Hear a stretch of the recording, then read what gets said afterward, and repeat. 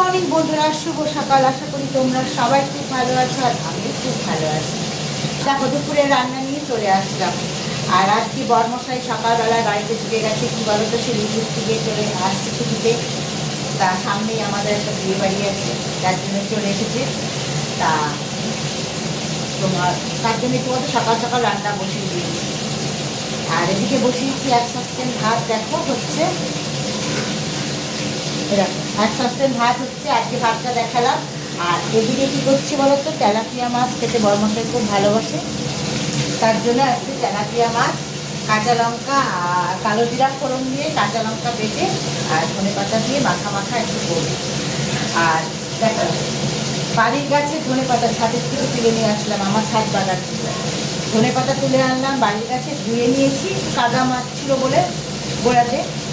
আর বাড়ির গাছে লঙ্কা, দেখো এই ধনে পাতা বাটা করবো আর একটু তেলাপিয়া মাছে দেবো। তা বাড়ির গাছের লঙ্কা আর বাড়ির গাছের ধনে পাতা।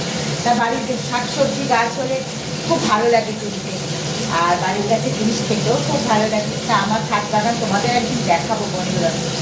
মানে শিম গাছে প্রচুর ফুল এসছে, এখনো শিম ফলতে ধরেনি, তা হবে এর মধ্যেই। হ্যাঁ, তা এদিকে তোমার হচ্ছে আরও অনেক সবজি গাছ আছে, সব কিছু এখনো হয়নি, মানে ফল ধরেনি।